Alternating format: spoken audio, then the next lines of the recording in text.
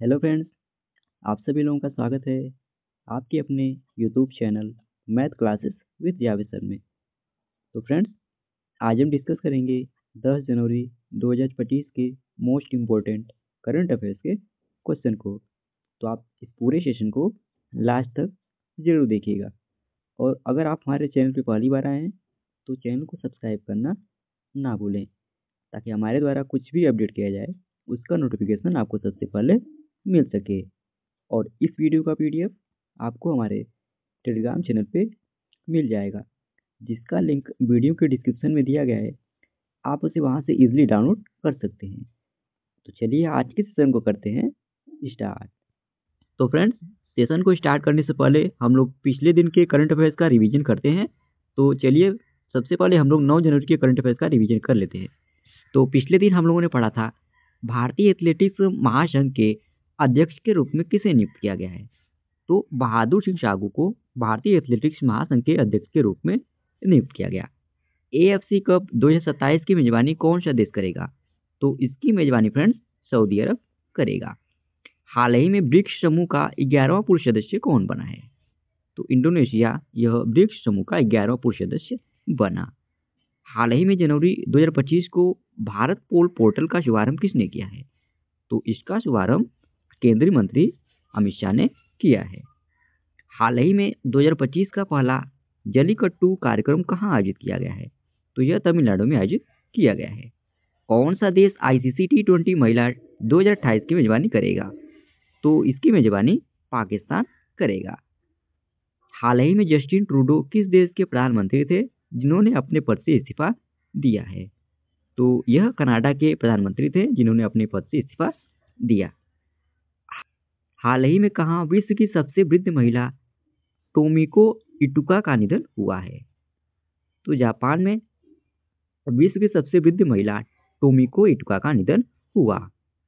हाल ही में under 17 junior squash open 2025 का खिताब किसने जीता है? तो इसका खिताब अनाहत सिंह ने जीता है। हाल ही में पृथ्वी गुणन दिवस कब मनाया गया है? तो फ्रेंड्स, यह दिवस अभी हाल ही में 8 जनवरी को मनाया गया है। अब चलिए फ्रेंड्स, हम लोग आज के सेशन को कवर कर लेते हैं, जिसमें आज का पहला प्रश्न है भारतीय अंतरिक्ष अनुसंधान संगठन यानी इसरो के अध्यक्ष के रूप में किसे नियुक्त किया गया? तो इसका सही विकल्प हो जाएगा फ्रेंड्स डी, यानी बी नारायणन को अभी हाल ही में भारतीय अंतरिक्ष अनुसंधान संगठन यानी इसरो के अध्यक्ष के रूप में नियुक्त किया गया। आइए क्वेश्चन से रिलेटेड इंपॉर्टेंट पॉइंट कवर कर लेते हैं। तो भारत सरकार ने भारतीय अंतरिक्ष संगठन यानी इसरो के वैज्ञानिक वी नारायणन को इसरो का 11वां अध्यक्ष और अंतरिक्ष विभाग का सचिव नियुक्त किया है। और फ्रेंड्स, वह अध्यक्ष एस सोमनाथ का स्थान लेंगे। और वी नारायणन यह 14 जनवरी 2025 को अपना पदभार ग्रहण करेंगे। फ्रेंड्स, वी नारायणन लगभग 4 दशक तक अंतरिक्ष संगठन के कई महत्वपूर्ण पदों पर इन्होंने काम किया है। अच्छा फ्रेंड्स, वी नारायणन के बारे में भी हम लोग जानते हैं। तो यह एक प्रतिष्ठित वैज्ञानिक है और यह रॉकेट और अंतरिक्ष यान प्रणोदक यानी स्पेस क्राफ्ट प्रोपल्शन के विशेषज्ञ हैं। और यह फ्रेंड्स 1984 में इसरो में शामिल हुए थे और बाद में friends liquid propulsion system centre के निदेशक बनाए गए थे। और उनका आदित्य स्पेसक्राफ्ट चंद्रयान 2 और चंद्रयान 3 के लिए प्रोपल्शन सिस्टम में भी इन्होंने योगदान दिया था। अच्छा फ्रेंड्स, अब लोग भारतीय अंतरिक्ष अनुसंधान संगठन यानी इसरो के बारे में जान लेते हैं। तो यह अंतरिक्ष विभाग के अधीन अंतरिक्ष एजेंसी है और इसकी स्थापना 15 अगस्त सन 1969 ईस्वी में हुई थी। इसके वर्तमान अध्यक्ष एस सोमनाथ हैं और फ्रेंड्स यह इस पद पर 14 जनवरी तक रहेंगे। उसके बाद वी नारायणन इस पद को संभालेंगे और इसका मुख्यालय फ्रेंड्स कर्नाटक की राजधानी बेंगलुरु में स्थित है। और फ्रेंड्स, भारतीय अंतरिक्ष अनुसंधान संगठन यानी इसरो यह श्रीहरिकोटा आंध्र प्रदेश से अपना रॉकेट प्रक्षेपित करता है। और फ्रेंड्स, डॉक्टर विक्रम साराभाई इसरो के संस्थापक और पहले अध्यक्ष थे। ओके फ्रेंड्स, और डॉक्टर विक्रम साराभाई को फ्रेंड्स भारतीय अंतरिक्ष कार्यक्रम का जनक भी कहा जाता है। तो ये फ्रेंड्स डॉक्टर विक्रम साराभाई जो भारतीय अंतरिक्ष अनुसंधान संगठन के संस्थापक और पहले अध्यक्ष थे और इन्हें फ्रेंड्स भारतीय अंतरिक्ष कार्यक्रम का जनक भी कहा जाता है। अगला प्रश्न है नागरिक उड्डयन महानिदेशालय यानी DGCA के प्रमुख के रूप में किसे नियुक्त किया गया है? तो इसका सही विकल्प हो जाएगा फ्रेंड्स डी, यानी फैज अहमद किदवई को अभी हाल ही में नागरिक उड्डयन महानिदेशालय के प्रमुख के रूप में नियुक्त किया गया। आइए क्वेश्चन से रिलेटेड इंपॉर्टेंट पॉइंट कवर कर लेते हैं। तो कैबिनेट की नियुक्ति समिति ने फैज अहमद किदवई को नागरिक उड्डयन महानिदेशालय का इनको महानिदेशक नियुक्त किया है और फ्रेंड्स वह DC शर्मा का स्थान लेंगे। और फैज अहमद किदवई फ्रेंड्स यह मध्य प्रदेश कैडर के IAS अधिकारी हैं। और फ्रेंड्स वर्तमान में किदवई कृषि एवं किसान कल्याण मंत्रालय के कृषि एवं किसान कल्याण विभाग में अतिरिक्त सचिव के पद पर यह कार्यरत है। अच्छा फ्रेंड्स, नागरिक उड्डयन महानिदेशालय के बारे में जान लेते हैं। तो नागरिक उड्डयन महानिदेशालय भारत सरकार का एक वैधानिक निकाय है जो नागरिक उड्डयन से जुड़े नियमों और विनियमों को लागू करता है। और फ्रेंड्स इसका मुख्यालय नई दिल्ली में स्थित है। अच्छा फ्रेंड्स, अभी रिसेंटली जो अपॉइंटमेंट्स हुए हैं उन सबका हम लोग रिवाइज कर लेते हैं। तो संजय प्रसाद को उत्तर प्रदेश का मुख्य गृह सचिव नियुक्त किया गया। रजत वर्मा DBS बैंक इंडिया के CEO नियुक्त हुए। के विजयानंद आंध्र प्रदेश के नए मुख्य सचिव बने। अजय कुमार भल्ला ने मणिपुर के राज्यपाल के रूप में शपथ ली। वितुल कुमार ने CRPF के महानिदेशक का पदभार ग्रहण किया। मदन लोकुर यह आंतरिक न्याय परिषद यानी IJC के अध्यक्ष बने। V राम सुब्रमण्यम राष्ट्रीय मानवाधिकार आयोग के अध्यक्ष बने। अरुणीश चावला को वित्त मंत्रालय के राजस्व सचिव के रूप में नियुक्त किया गया। डॉक्टर संदीप शाह यह राष्ट्रीय प्रत्यायन बोर्ड यानी NABL का इन्हें अध्यक्ष नियुक्त किया गया। भुवनेश कुमार भारतीय विशिष्ट पहचान प्राधिकरण यानी UIDAI के CEO बने। और डॉक्टर सत्यनारायण सावत यह उत्तर प्रदेश अधीनस्थ सेवा चयन आयोग यानी UPSSC के अध्यक्ष बने। अगला प्रश्न है, जॉन ड्रामानी महामा ने हाल ही में किस देश के राष्ट्रपति के तौर पर शपथ ली है? तो इसका सही विकल्प हो जाएगा फ्रेंड्स बी। आइए क्वेश्चन से रिलेटेड इंपॉर्टेंट पॉइंट कवर कर लेते हैं। तो जॉन महामा ने 7 जनवरी 2025 को घाना के राष्ट्रपति पद की शपथ ली और फिर दिसंबर 2024 के राष्ट्रपति चुनाव में उन्हें 56.55 वोट के साथ जीत हासिल करने के बाद उनकी वापसी थी। और फ्रेंड्स महामा जुलाई 2012 से जनवरी 2017 तक घाना के राष्ट्रपति थे। और फ्रेंड्स घाना के बारे में जान लेते हैं। तो घाना गणराज्य पश्चिम अफ्रीका में स्थित देश है और घाना की राजधानी अक्रा है। घाना की मुद्रा घानियन सेडी है। और घाना के अगर पड़ोसी देशों की बात करें फ्रेंड्स तो पश्चिम में कोटे डी आइवर, उत्तर में बुर्किना फासो और पूर्व में टोगा स्थित है। अच्छा फ्रेंड्स, जितने भी नए राष्ट्रपति नियुक्त हुए हैं उन सबका भी हम लोग रिवाइज कर लेते हैं। तो उरुग्वे के नए राष्ट्रपति यामांडू ओरसी बने। अमेरिका के राष्ट्रपति डोनाल्ड ट्रंप बने। वेनेजुएला के राष्ट्रपति निकोलस मादुरो बने। रवांडा के राष्ट्रपति पॉल कागामे बने। बोत्सवाना के राष्ट्रपति ड्यूमा बोको बने। लिथुआनिया के राष्ट्रपति गीतानस नौसेदा बने। आइसलैंड के राष्ट्रपति हल्ला टॉमस डोटिल बनी। मैक्सिको की पहली महिला राष्ट्रपति क्लाउडिया सिम्बाम बनी।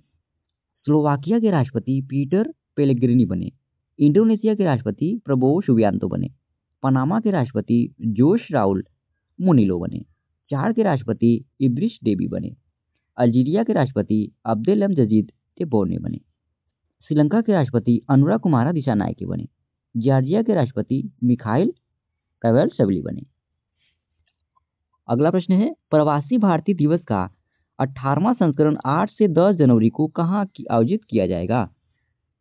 तो इसका सही विकल्प हो जाएगा फ्रेंड्स बी, यानी ओडिशा की राजधानी भुवनेश्वर में प्रवासी भारतीय दिवस का 18वां संस्करण यह 8 से 10 जनवरी को आयोजित किया जाएगा। आइए क्वेश्चन से रिलेटेड इंपॉर्टेंट पॉइंट कवर कर लेते हैं। तो 18वें प्रवासी भारतीय दिवस का आयोजन यह ओडिशा द्वारा 8 से 10 जनवरी 2025 तक इसे ओडिशा की राजधानी भुवनेश्वर में आयोजित किया जाएगा। और कहाँ पर आयोजित किया जाएगा फ्रेंड्स? तो यह जनता मैदान भुवनेश्वर ओडिशा में इसको आयोजित किया जाएगा।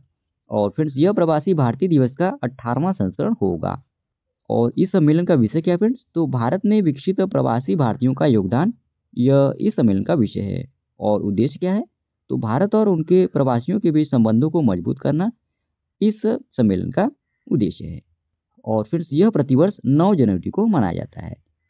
और इस आयोजन में प्रमुख लोग कौन कौन उपस्थित होंगे फ्रेंड्स? तो राष्ट्रपति द्रौपदी मुर्मू, प्रधानमंत्री नरेंद्र मोदी और कई मंत्री शामिल होंगे और उड़ीसा के मुख्यमंत्री मोहन चरण भी इसमें शामिल होंगे।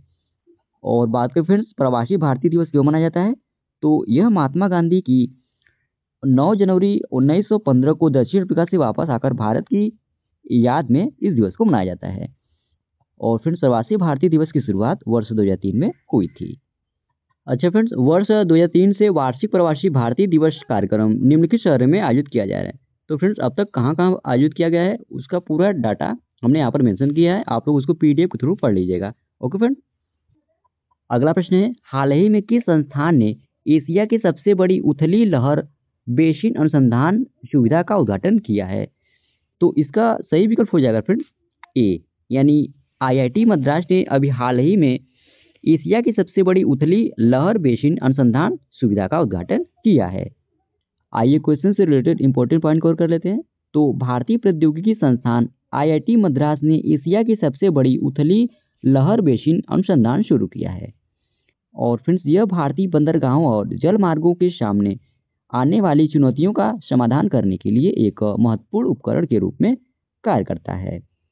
और इस सुविधा की स्थापना friends National Technology Centre for Ports Waterways and Coast द्वारा की गई है, जो भारत सरकार के शिपिंग मंत्रालय की प्रौद्योगिकी शाखा है।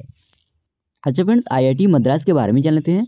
तो भारतीय प्रौद्योगिकी संस्थान मद्रास पश्चिम जर्मनी की पूर्व सरकार से तकनीकी और वित्तीय सहायता के साथ 1959 में स्थापित यह भारत सरकार द्वारा स्थापित फ्रेंड्स यह तीसरा आईआईटी था।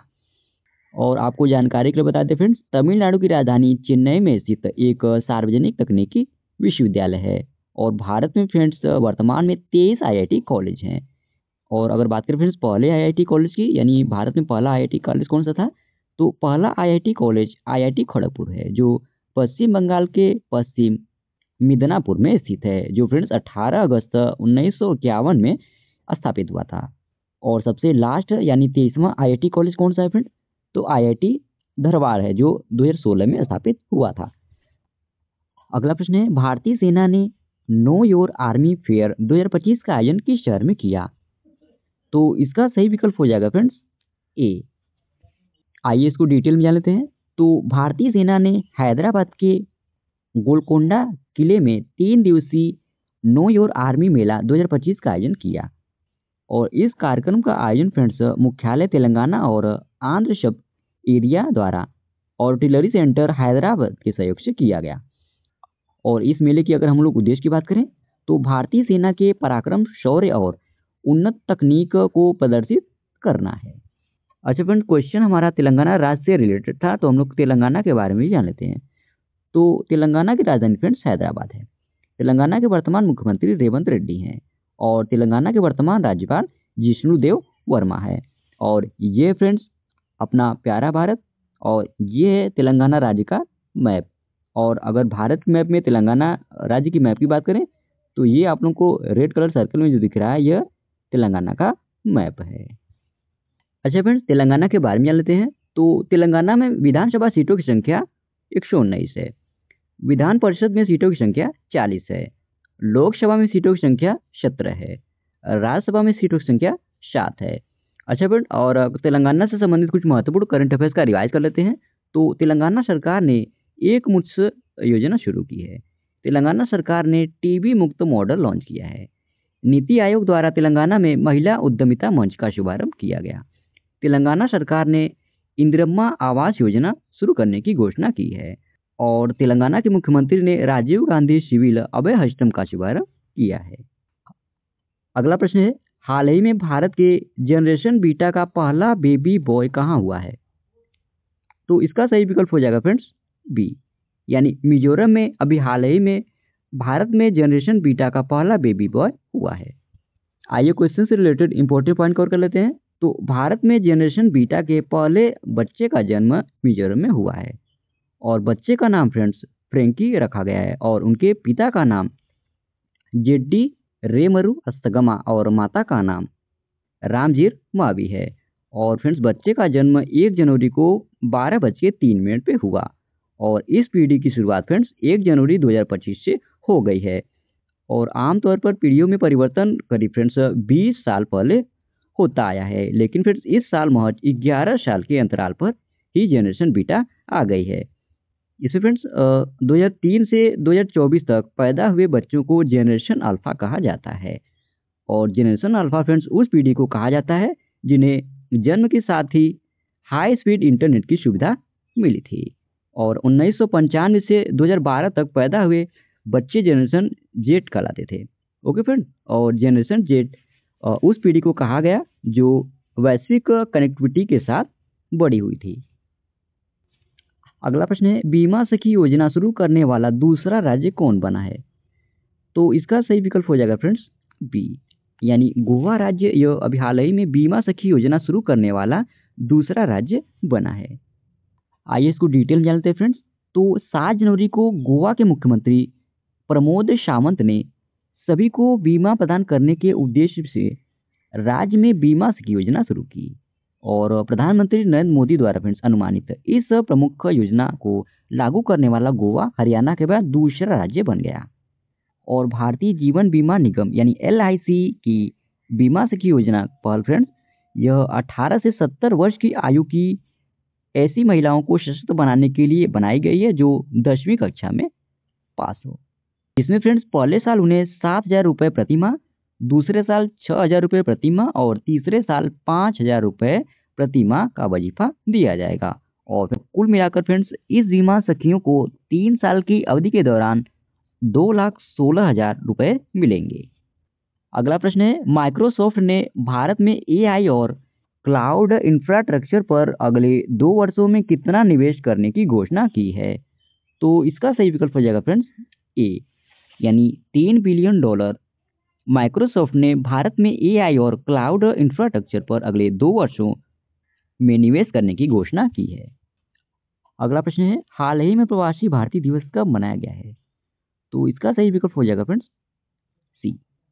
तो फ्रेंड्स देश भर में 9 जनवरी को प्रवासी भारतीय दिवस मनाया जाता है और प्रवासी भारतीय दिवस की शुरुआत फ्रेंड्स साल 2003 में की गई थी। और इस दिवस के अगर हम लोग उद्देश्य की बात करें तो भारत के बाहर रहने वाले भारतीय समुदाय को भारत के विकास में भागीदार बनाना और उनकी योगदान को सम्मानित करना इस दिवस का उद्देश्य है। अच्छा फ्रेंड्स, जनवरी महीने में अब तक जितने भी दिवस मनाए गए हैं उन सभी दिवसों के साथ हम लोग थीम को भी डिस्कस कर लेते हैं। तो 1 जनवरी को वैश्विक परिवार दिवस मनाया गया और इस दिवस की थीम क्या रही? तो एक साथ हम समृद्ध होते हैं, हमारे वैश्विक संबंधों का जश्न मनाते हुए, यह इस दिवस की थीम थी। और 2 जनवरी को विश्व अंतर्मुखी दिवस मनाया गया और थीम क्या रही इस दिवस की? तो शोर भले ही विश्व में कुछ शांति और स्थिरता वर्तमान वैश्विक जलवायु के साथ गहराई से मेल खाता है, यह इस दिवस की थीम थी। 3 जनवरी को अंतर्राष्ट्रीय मन शरीर कल्याण दिवस मनाया गया और थीम क्या रही इस दिवस की? तो समग्र कल्याण मन शरीर और आत्मा, यह इस दिवस की थीम थी।